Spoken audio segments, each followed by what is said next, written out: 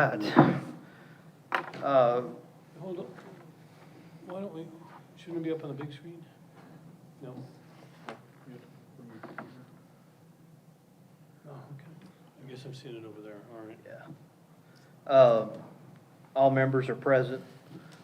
Mayor Joey Hobbs, Vice Mayor Mark Messick, Alderman Donnie Parsley, Director Anthony Burrows, and myself. All right. Item number 2, approval of the agenda. I'll make the motion. Second. All right, any discussion? Hearing none. Vote. Aye. 3-0 to approve. All right, item number 3, approval of the minutes from our prior meeting.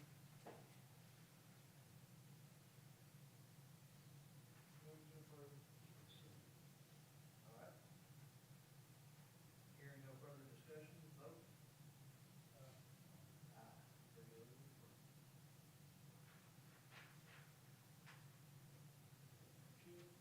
All right, item number 4, comments from the public. Anyone? All right, so we'll move to item number 5. Funding request from Public Works, Craft Co. Florida. George could be here, but this is the one you guys looked at for Public Works. It's a hot box mixer, for them to mix asphalt, I guess is the right word. It's a total cost of $51,333.90. As we mentioned in the Public Works, they've sold $70-something thousand worth of good deals, so it's kind of a wash for them.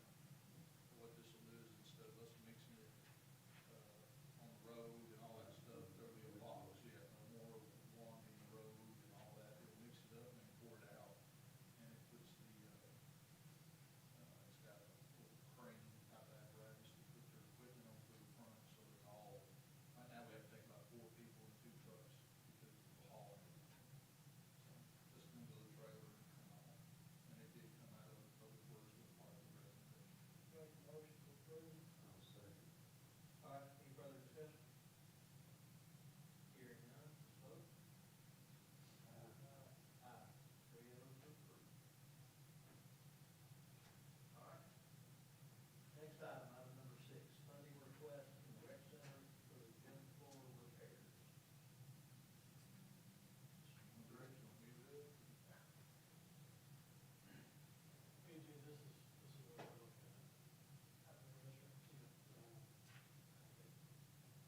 So in your packet, there is the insurance paperwork. We got a quote from Pension Sports Floors for the amount of $81,800 to make the repair. And then insurance is covering $67,076, so an offset of about $14,724. And what this is from, this is to help, okay, just a little bit. When the chiller went out, it caused moisture inside the floor, it caused it to swell and buckle by the door frames. So these folks are coming in, and we're going to cut underneath the bleachers a little bigger gap so it can swell to expand and contract, and they're going to replace the flooring at the entrances that was damaged. So this is really the second time in as many years that we've had to replace it based on moisture. But now that the chiller's in place, we feel pretty confident that we shouldn't have it again. But there again, insurance did cover the lion's share of it. So, this is the second time in 2 years. What have we learned from that? Do we know warning signs? Do we know, can we detect? The first one was a busted pipe. Okay. It's just A different. one-off? Yeah. Okay. And then, like I said, when the chiller went out last year, it was in the middle of the summer, and we just never could recreep it. Yeah. And so it caused it to buckle at the doors. But we feel this will take care of the problem, right, AJ? According to Pension Sports Floors, by widening the gap next to the walls and repairing the damaged areas, it should take care of the problem. long as our Okay, it's humidity gonna- levels it's gonna stay have to regular. be repaired. Yeah. There's no Yeah. doubt. Okay, so that kind of answers my question too, AJ, that we are doing something different. We're not just doing the same thing. No. Yeah, Yeah, we feel like that during the last installation, it just got too tight. yeah, Right, and so, and now, like I said, they're gonna cut it underneath the bleachers against the wall to give us a bigger gap. So if we do have another moisture issue or We've got condensation, expansion, right? it'll let it expand and not buckle. okay. So what's the Murphy Construction Consulting LLC, what's that for? That's the company that the insurance company sent down to give their estimate on what the repairs would cost. Their estimate was the same estimate as Fincham?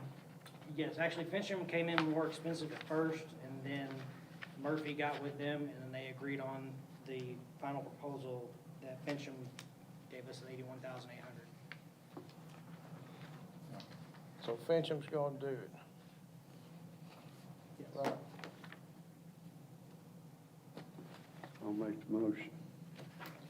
I'll second it. All right, further discussion? Hearing none, let's vote. Aye. 3-0 to approve. Thank you very much. All right, thank you, AJ. All right, item number 7, software upgrade status. Yeah, that's just a quick FYI on where we are on a couple things. On the Rec Plus software that's going in at the rec center. I haven't heard any more on that, so we should still be good. What is it, Kelly, about end of February? Middle of March. Middle of will March, be yeah. Should be the full go live. Yeah, so that seems to be staying on track. Also, the ADP software upgrade, that too is coming along, and we're looking at July probably for that one. So that's actually, they've actually gone smoother than I originally thought they would, so that's good. And at the next, just telegraphing it now to you, at the next Finance Committee meeting, we need to talk about our main software upgrade, which is, we use Tyler Encode 9 right now, but that's a pretty old software, and it's like our other software we need at some point to upgrade. It's kind of interfering with trying to update our reporting and a bunch of other things. It's an old software. The upgrade would be to Encode 10, which we've started taking a look at. And I think that's where we're gonna end up having to go. But we need to talk about it, and we need to talk about the money. There's about a 12 to 15 month lag time. So if we agree to do this and there's something, that's approved, we have to sign up for it. It's gonna take 12 to 15 months before they even started. So, again, we'll get into more details. I've got some quotes laying on my desk. We just kinda need to talk about that whole process. But it just, it's like bumping into all these other softwares that we had that they're just out of date. They're just old, and they're gonna have to be upgraded at some point in time. There's just no way around it. But anyway, I'll have more details, but I just wanted to put that out there now, so. I remember when we first discussed this right here, Anthony, you was talking about it over a period of time. Yeah. And it's gonna take some time, and it's gonna be pretty confusing about changing over and so forth like that right there. And we've tried to layer these software upgrades in, so the city and the employees and the staff aren't all getting, crushed at once. Right. With all these different softwares, we're trying to, bring it in. The rec center was, the smaller upgrade, if you want to call it that. And then, then we have, like I said, ADP, which is HR and payroll related. But now our main system is gonna, and that's, we saved that bigger one for last. And like I say, they won't even get to it. And even if we agree to the contract, it'll take 12 to 15 months. So there's quite a lag time out. So it's something we got to think about now to, get done down the road a couple of years from now, really. So anyway, but so far so good. They've been layered in. They're coming along better than I thought. And so that's good news. But we'll talk a little bit more on the Encode 10. When I have some more information, I'll bring it up next month, so. But that would bring us up to date to the most modern. Yeah, I don't know what else is out there, that we would need. I'm sure it changes every year though, but Oh, yeah, but those are the main ones that needed upgrading, and I think everybody else has what they need. Yeah, I can't think of any others. And then we'll finally be there. You know. And the last one has been Loman. Yeah, under added items, discussion of the Ben Lomond information. So what we have here is, looking for $19,559.95. That's to upgrade all the phones, throughout the city, so that we can start going to a system to where if you call, you pick the department, and we don't have to have people just answering phones all the time. Rec centers at the front desk, I mean, they spend 70% of their time picking the phone up, and same with other departments. And so this has 80 new phones on there. But there again, as we've upgraded, we can't upgrade the current phones we have. But if we want to go to where you can call in and not have people answering the phone on a regular basis, you know, maybe you push 1 and it'll take you to Public Works. 2 will take you to Water Sewer, versus having 12 different numbers for the citizens to try to figure out how to get a hold of everybody. We'll have 1 line in, and then you'll hit a button where you want to go, and it'll transfer you to those. But in order to do that, we have to purchase new phones. I mean, Can we do that now? no. When you call a certain number? Yes, but you're gonna call 1 number moving forward. When I call one number, No, you have to call the public warehouse. You have to, I mean, if you want water and sewer, you gotta call downstairs for billing, or you gotta call the warehouse, or you gotta call Public Works. This will be 1 number into the city, and then you'll take a menu, and you'll be able to transfer anywhere into the city departments. but there's a menu, when I call one number, there's a menu already. Do I have to hang up and call another number?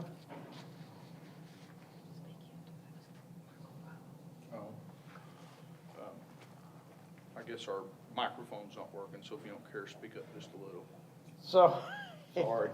We just, somebody called in, they wanted to hear you. all right, I'm just saying, and I'm just asking.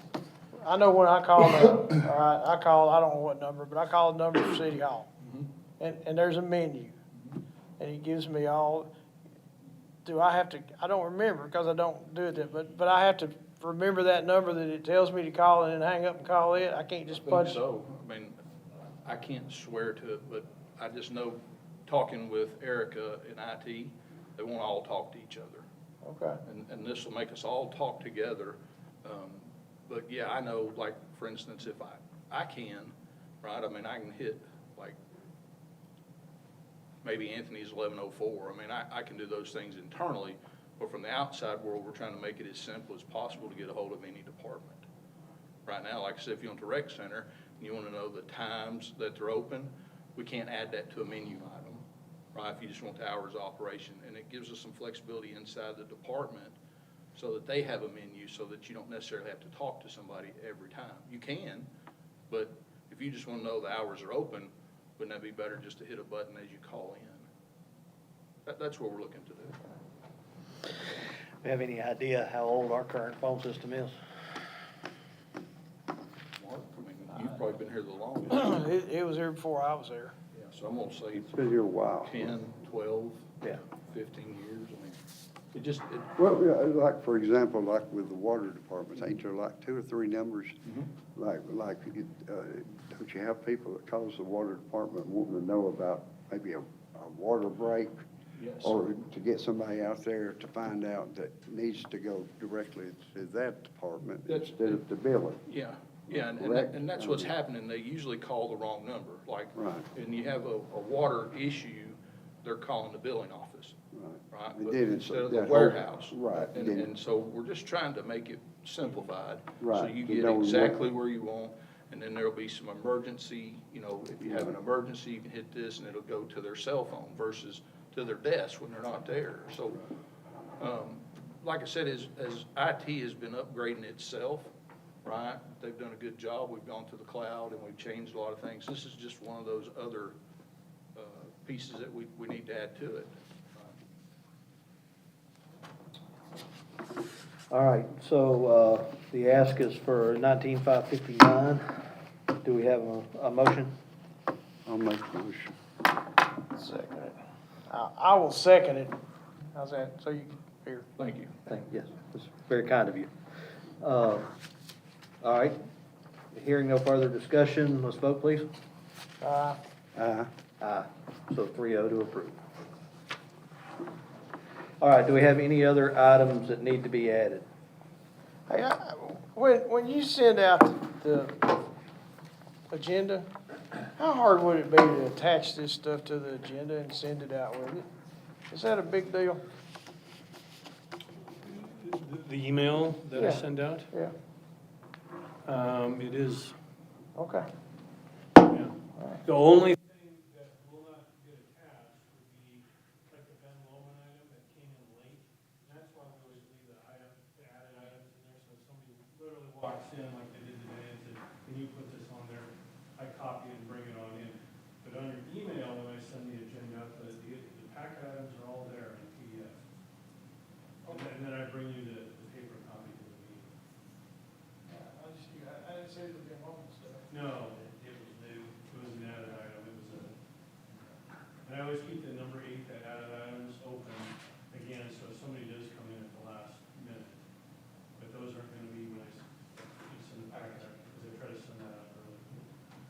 All right, before we adjourn, I do want to take a minute. We've got our friends here from Thunder and also the Manchester Times. I want to discuss, I think there's a lot of misconception in the community about what we've done, what this committee did in relation to the Chamber of Commerce. And I want to clarify that, because it bothers me a little bit, the way that I think it's understood. In our 25-26 budget, there's basically 2 transactions between the city and the Chamber of Commerce. There's a $10,000 donation for Chamber of Commerce operations. And Anthony and Mayor, correct me if I misspeak, but there's a $10,000 donation to the Chamber for Chamber operations.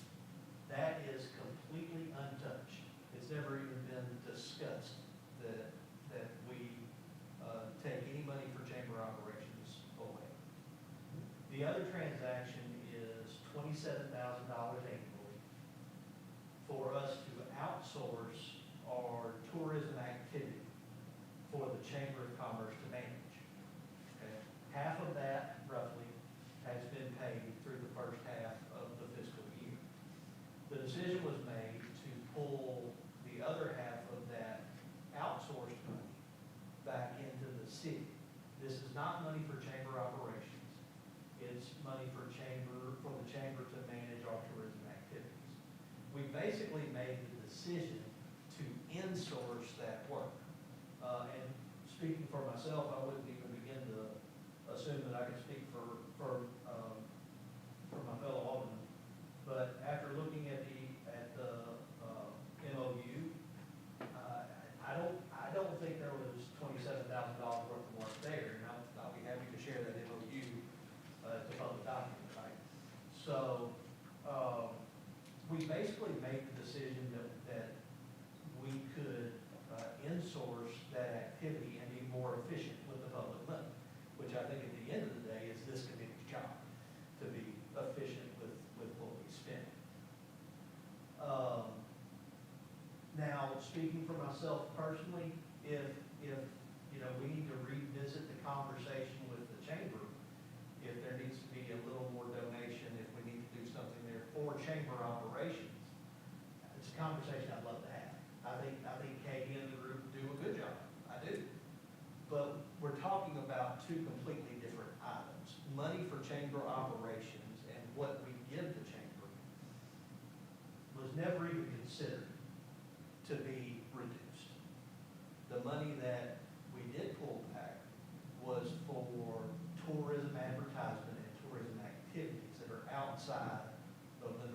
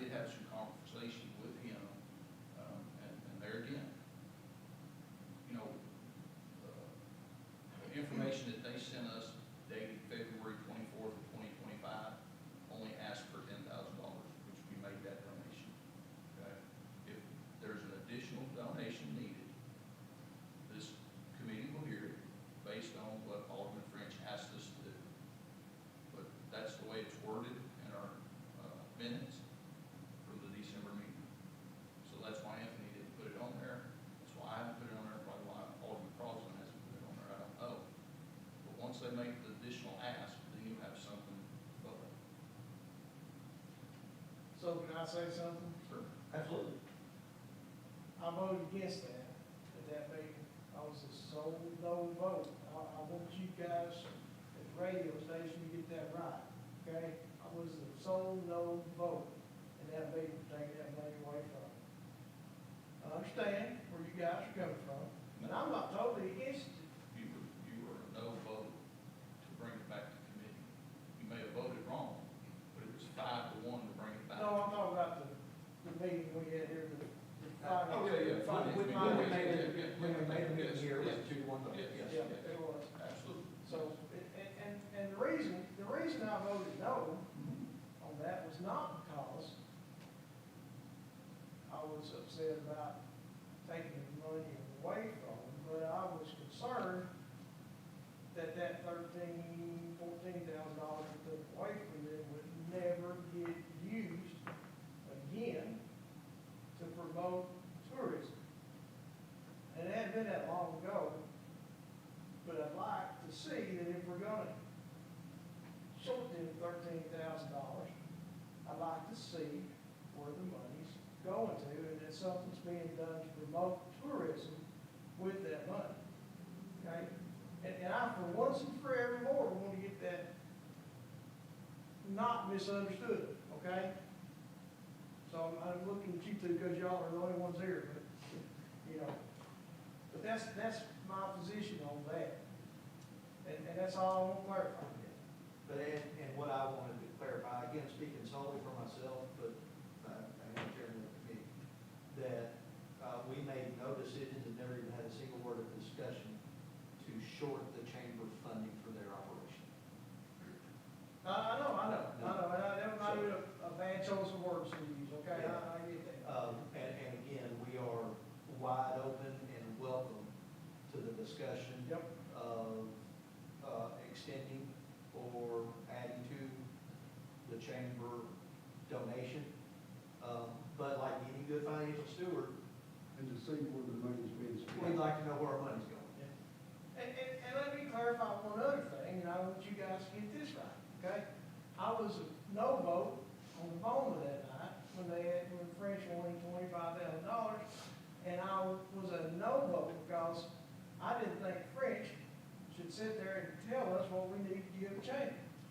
Just like you said, I think the chamber needs to come before us and ask for what they need, and then we'll look to give it to them. I don't have any problem giving them what they need. Well, here's a question I'm asking.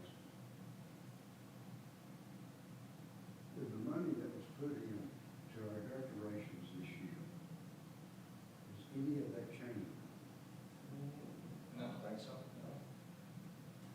No, I mean, So then what is it there? if you look at their budget that they sent us, okay, they take in $27,000 for tourism, but in their budget, under the expense side, they only spend $4. So assumption would be that that's for staffing, website, and some things behind the scenes that we're not seeing, right? Which is probably operational, okay?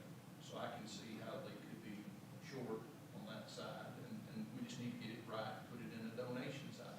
I don't think anybody's challenging that they need the money. No, I. You know, we just gotta put it in the right place. I think that. But I think everyone's confused on where the money is being used. Sure, Yeah. sure. Well, and that's a great point, Donnie. And if we're earmarking $27,000 for tourism, my expectation would be every cent of that $27,000 gets spent on tourism activity.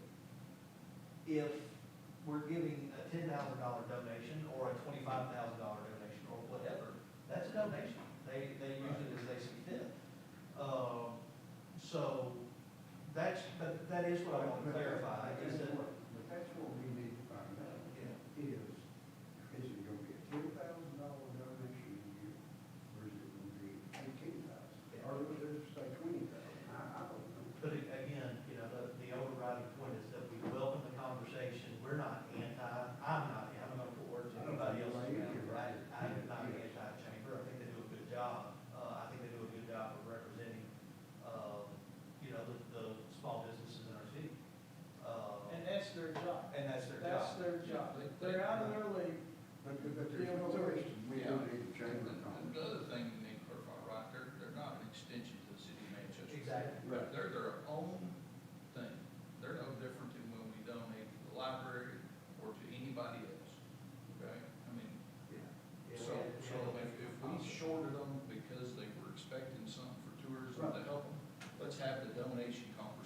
I don't think anybody's against having that conversation, but they need to come here and do that. Yeah, well, we'll see if we can get them to the next meeting, if they need the extra donation, and have the conversation. I don't think anybody's against giving them a donation larger than $10,000, because we kinda did change the game on how we wanted to do tourism in the city, right? We did spend more money on lights this year, we did do some other things, and we are working on some advertising with a different company than we've ever used before. So yes, we intend to spend all of that money in a different manner than they've ever done before, okay? And if they budgeted some of that to help them, I would be okay recommending that we give them a bigger donation, okay? But they need to come in here and tell us what that is and how we can help them. That's right, that's what I said. If you've watched this committee over the last 8, 9, 10 months, these are not new conversations. We had a conversation with the school board about how we need to do things. It's just applying, we need to care about our purse strings, you know? And we need to understand where our money's going and that things are done the right way. It's not our money. Our being the city of Manchester. Yeah, it's. And look, and if you're being honest, We are stewards of that. you guys have been very generous in the county. We did, we said that, We took over about everything that they couldn't take on this year, whichever.